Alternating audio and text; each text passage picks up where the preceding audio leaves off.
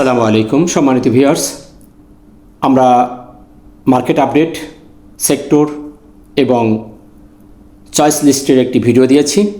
আমি শুধুমাত্র ব্যাংক সেক্টরকে নিয়ে একটু কথা বলার জন্য অনেকে রিকোয়েস্ট করেছেন। আমরা সবাই জানি ব্যাংক সেক্টরটির পরিবর্তনের সাথে সাথে আমাদের মার্কেটের পরিবর্তন আসে। ব্যাংক সেক্টরটি এগিয়ে আসলে আমাদের মার্কেট সামনের দিকে যাবে। এখানে বেশ কিছু ভালো ভালো শেয়ার আছে, মুভার আছে, যেগুলোর কারণে মার্কেট সামনের দিকে যেতে বাধ্য হয়। তো আমরা সেই দিকে বিবেচনা করে শুধু ব্যাংক সেক্টরের বেশ কয়েকটি শেয়ার নিয়ে কথা বলবো।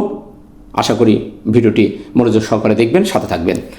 আমরা সর্বপ্রথম সেক্টর নিয়ে একটু কথা বলি। সেক্টরটা একটি আপ ট্রেন্ডে আছে, আমরা সুপার একটি আপ ট্রেন্ড বলবো। তার কারেকশন শেষ করে সুন্দর একটি আপ ট্রেন্ডে হয়েছে এবং তার কারেকশন যে জায়গাটি হওয়ার কথা ছিল, এই জায়গাটি তার কারেকশন লেভেল ছিল, সে পারফেক্টলি সে কারেকশন শেষ করে উঠে গেছে। এখন তাহলে কোথায় তার বাধা আছে আমরা যদি দেখি, এই জায়গাটি এখন তার চ্যালেঞ্জ, যে জায়গাটি বড় একটি বাধা এই এলাকাতেই রয়ে গেছে। আমরা এখানে ত্রিপল টপ পিছন দিকে যদি যাই, আরও তার বাধা দেখতে পাবো। আমরা রিসেন্টলি ত্রিপল টপ করতে দেখেছি। আমরা এই জায়গাগুলোর প্রতি একটু দৃষ্টি রাখবো, যেহেতু এখানে একবার ওঠার চেষ্টা করে উঠতে পারে নাই, এখানেও একবার উঠছিল, উঠে বাধা পেয়েছে, আবারও সেই জায়গায় সে এসে দাঁড়িয়ে গেছে। এখন নেক্সট উইকে যদি এই রেজিস্ট্যান্স জোনটাকে এই সেক্টরটি ভেঙে বেরোতে পারে, তাহলে মার্কেট তথা সেক্টর ভালো হবে। এই সেক্টরটি ভালো হলে মার্কেট বাধ্য পজিটিভ হতে। আমরা সর্বশেষ দেখতে পাচ্ছি একটি স্পিনিং টপ ক্রিয়েট করেছে এবং ভালো ভলিউম এই সেক্টরটি পেয়েছে। সেক্টরটির অন্যান্য জায়গাও আমরা দেখেছি। সেক্টর আলোচনা আমি বলেছি, তারপর আবার বলছি, তার হিস্টোগ্রামের বার গাঢ় সবুজ হয়ে গেছে, মুখটাও ঘুরিয়ে দিয়েছে, RSI 70-র উপর উঠে গেছে। এখন দেখার বিষয় সে RSI 70-র উপর দিয়ে সুইমিং করছে কিনা। তারপরও আমরা সেফে থাকবো, সতর্ক অবলম্বন করব। তারপরও কিছু শেয়ার তো এখান থেকে গেমলিং হবে, প্রফিট দিবে। আমরা সেই শেয়ারগুলো নিয়ে একটু এখন কথা বলবো। সর্বপ্রথম যে ব্যাংকের যে শেয়ারটি নিয়ে কথা বলবো সেটি হলো উত্তরা ব্যাংক।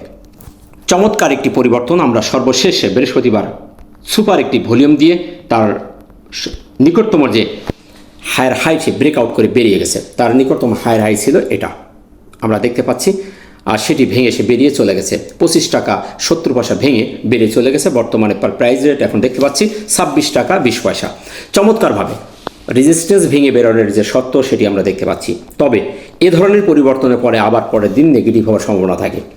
এখন যদি ধারা অব্যাহত থাকে তাহলে সামনের দিকে যাবে, তা না হলে এখানে ছোট একটি কারেকশন সে দিতে পারে, কারণ এ ধরনের পরে আবার একটু 2-1 দিন লাল ক্যান্ডেল দিয়ে আবারও সামনের দিকে যাত্রা করবে। তবে সে হাই করছে, তাতে কোনো সন্দেহ নেই। তার যে রেজিস্ট্যান্স লেভেলটি ছিল সেটি কিন্তু সে চমৎকারভাবে ইম্পর্টেন্ট রেজিস্ট্যান্স লেভেল সে ভেঙে বেরিয়ে গেছে।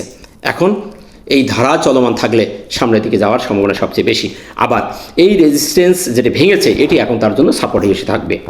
যেহেতু সে ভালো ভলিউম পেয়ে ব্রেকআউট করেছে, তাই নেক্সট উইকে এই শেয়ারটির ভালো মুভমেন্ট থাকার সম্ভাবনা আছে। আমরা তো অন্য জায়গা যদি দেখি, তার MACD সবুজ হয়ে গেছে, ক্রসওভার হয়ে গেছে, চমৎকার সিগন্যাল এখানে দিয়েছে।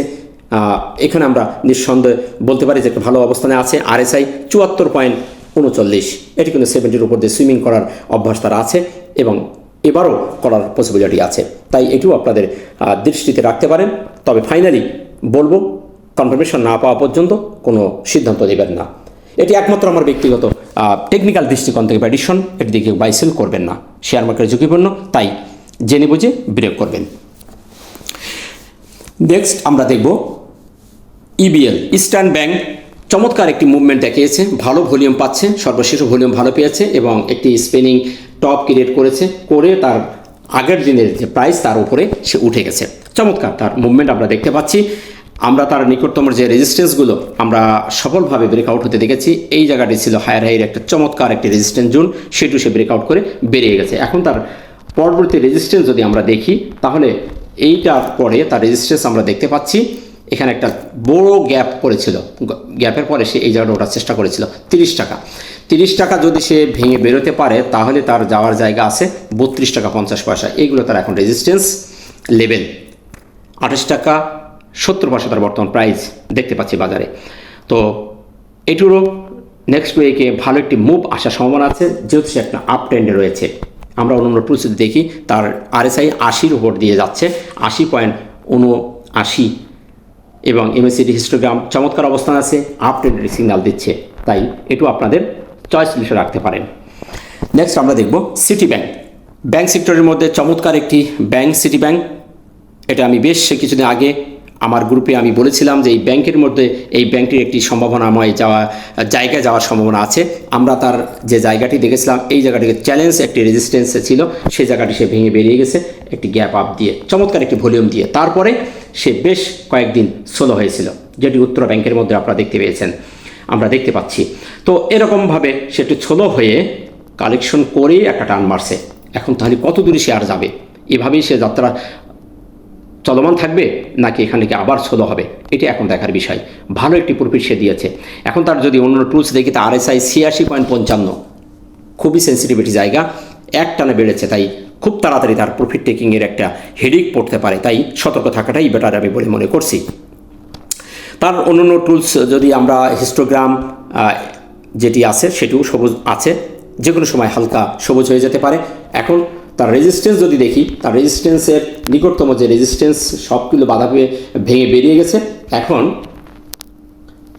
আমরা অলরেডি তার রেজিস্ট্যান্সে সে অলরেডি দাঁড়িয়েছে। এটি তার একটা রেজিস্ট্যান্স জোন ছিল 33 টাকা লেভেলে, সে একটি রেজিস্ট্যান্স জোন তার আছে, সে একজ্যাক্টলি সেই 33 টাকায় সে দাঁড়িয়ে গেছে।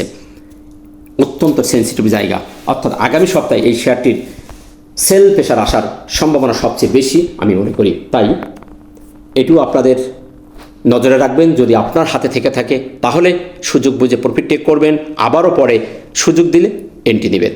তাড়াহুড়ো না করে, লোভে না পড়ে। প্রফিট সবাই করতে পারে না, প্রফিট যেটা আছে সেটাকে অনার করে যদি আপনি টিকতে পারেন তাহলে বাজারে টিকে থাকতে পারবেন। আশা করি বিষয়টা আপনারা বুঝতে পেরেছেন। নেক্সট আমরা দেখব ইসলামী ব্যাংক। ব্যাংক সেক্টরের এই শেয়ারটি চমৎকার একটি মুভমেন্ট দেখিয়েছিল, তারপর সে একটি পারফেক্ট কারেকশন শেষ করেছে আমি বলবো। করে আমরা দেখতে পাচ্ছি যে এইখানে একটা সাইডওয়েজ থাকার চেষ্টা করেছে, সুন্দর একটি বক্সের মধ্যে সে দাঁড়িয়ে আছে। তার এটি ছিল একটি কারেকশন জোন, সেই কারেকশন জোনে সে দাঁড়িয়ে আছে। আমরা ভলিউমে বৃদ্ধি পেতে দেখেছি এবং ভালো একটি ক্যান্ডেল আগের দিনের প্রাইজের ওপরে অবস্থান করছে। সুতরাং তার কারেকশন শেষ হয়েছে বলে মনে হচ্ছে। তাই এটু আপনাদের দৃষ্টি রাখতে পারেন। টেকনিক্যালি সে এখন আপ ট্রেন্ড রয়ে গেছে। এখন তার যদি রেজিস্ট্যান্স দেখি তাহলে যে হাই উঠেছিল, এই হাইটে তার এখন রেজিস্ট্যান্স 56 টাকা, এই লেভেলে সে আবারও যাওয়ার পসিবিলিটি আছে। এটা ব্রেকআউট করতে পারলেই আবার নতুন হায়ার হাই করবে। আমরা অন্য টুলসে দেখি তার RSI 53 এবং MACD হিস্টোগ্রাম চমৎকারভাবে হালকা সবুজ থেকে গাঢ় লাল থেকে এখন আবার সে হালকা লাল হয়ে গেছে, অর্থাৎ সেখানে একটা বাই সিগন্যাল দিল। নেক্সট উইকে হয়তো বা এই শেয়ারটি একটি চমক দেখানোর সম্ভাবনা আছে। তাই এটু আপনাদের চয়েস রাখতে পারেন। তবে এই বক্সটির বাহিরে বেরোলে এবং এই যে মুভিং অ্যাভারেজ আমরা দেখতে পাচ্ছি 47 টাকা, এর বাইরে যদি বেরোয় তারপরে এন্ট্রিতে গেলেই পারফেক্ট একটি এন্ট্রি জোন হবে বলে আমি মনে করছি। নেক্সট আমরা দেখব ছোট্ট একটি শেয়ার AB ব্যাংক। ব্যাংকের মধ্যে ছোট্ট একটি শেয়ার খুবই কম রেটের মধ্যে আছে, ভালো একটি চমক দেখিয়েছে। নির্বাচনের পরে ভালো একটি মুভ আমরা দেখেছিলাম, তারপরে একটু কারেকশনের জন্য এসেছে এবং সে এখানে এসেই আবারও একটা সুন্দর প্যাটার্ন তৈরি করেছে, একটা বক্সের ভিতরে দাঁড়িয়ে আছে, ওঠার জন্য চেষ্টা করছে। সর্বশেষ আমরা একটি সুপার একটি স্পিনিং টপ দেখতে পাচ্ছি, ভলিউম বৃদ্ধি পেয়েছে, স্পিনিং টপ ক্রিয়েট করছে। যে কোনো সময় আবারও তার যাত্রা শুরু হতে পারে। সাইডওয়েজ হয়ে এখানে যদি দাঁড়িয়েছে, শেয়ারটির মুভমেন্ট যে কোনো সময় ভালো হওয়ার পসিবিলিটি আছে। তার এই বক্সটি যদি ভাঙে তাহলে তার হায়ার হাই যেটি করেছিল এটি তার রেজিস্ট্যান্স হবে 7 টাকা 40-50 প্লাস মাইনাস এটা হবে। এটা ভেঙে বেরোতে পারলেই আবারও সে পুনরায় হায়ার হাই করার পসিবিলিটি আছে। এখন তার অন্য টুলস দেখে তার আমরা দেখতে পাচ্ছি 69.40 70-র উপর দিয়ে সুইমিং করার পসিবিলিটি আছে এবং MACD হিস্টোগ্রাম ক্রস ওভারের দিকে না যেয়েও হয়তো বা খুব তাড়াতাড়ি এখান থেকে ঘুরে যেতে পারে এবং এখানে আবার সবুজ বার করে সবুজ ক্রিয়েট করে সামনের দিকে এগিয়ে যাওয়ার পসিবিলিটি আছে। মুভমেন্টটা অনেক ভালো, স্মার্ট মানি এর ভিতরে আছে, সে ধরনের সিমটম এখানে দেখা যাচ্ছে। তাই এটু আপনাদের চয়েসে রাখতে পারেন, যে কোনো সময় একটা মুভমেন্ট আসতে পারে। আমরা সর্বশেষ যে ব্যাংকের শেয়ারটি নিয়ে কথা বলবো সেটি হলো ঢাকা ব্যাংক। এই ব্যাংক নিয়ে বিস্তারিত কিছু বলার নেই, সুপার একটি আপট্রেন্ড করেছে। ব্যাংকটির মালিককে, কে কোথায়, বিস্তারিত আপনারা জেনে নেবেন, আমি আর বিষয় নিয়ে কথা বলছি না। তবে শেয়ারটি টেকনিক্যালি তার কারেকশন শেষ।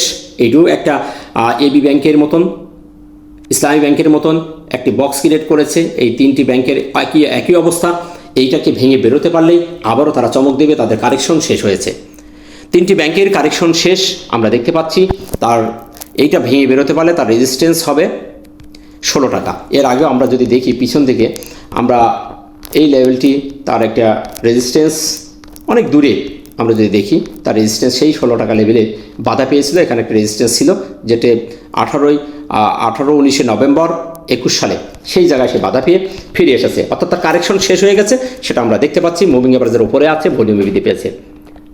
আশা করা যায় নেক্সট উইকে এখান থেকে সে আবারও পুনরায় যাত্রা শুরু করবে এবং তার RSI 69.71 এবং MACD হিস্টোগ্রাম দেখে হয়তো আপনাদের মনে সন্দেহ জাগতে পারে এটা পরিবর্তন কিভাবে হবে। তার MACD তো গাঢ় লাল, যে কোনো সময় এটি হালকা লাল হতে পারে, তাতে কোনো সন্দেহ নেই। এটির ভিতরে স্মার্ট মানি বলবান আছে, তারা স্ট্রংলিভাবে এখানে ওয়েট করছে, শেয়ার কালেকশন করছে। যে কোনো সময় এখান থেকে সামনের দিকে মুভ আসার সম্ভাবনা আছে, তাই হিস্টোগ্রামের বারটি যে কোনো সময় হালকা লাল হতে পারে। আশা করি বিষয়টা আপনারা বুঝতে পেরেছেন। শেয়ার মার্কেট ঝুঁকিপূর্ণ, তাই জেনে বুঝে বিনিয়োগ করবেন। এটি আমার একান্তই ব্যক্তিগত টেকনিক্যাল দৃষ্টিকোণ থেকে প্রেডিকশন দেওয়া। এখন আপনাদের সিদ্ধান্ত, জেনে বুঝে বিনিয়োগ করবেন। ব্যাংকের ভিতরে এই ব্যাংকগুলো আমার কাছে ভালো মনে হয়েছে, সুপার একটি অবস্থান আছে, তাদের কারেকশন শেষ বলে আমার মনে হয়েছে, তাই উপস্থাপন করা। এখন জেনে বুঝে বিনিয়োগ করবেন, সিদ্ধান্ত নেওয়ার দায়িত্ব আপনার। ভালো থাকবেন। ভিডিওটি ভালো লাগলে লাইক, শেয়ার, কমেন্ট করে অন্যকে দেখার সুযোগ করে দেবেন। আপনি নতুন হলে অবশ্যই চ্যানেলটিকে সাবস্ক্রাইব করবেন। আসসালামু আলাইকুম ওয়া রাহমাতুল্লাহ।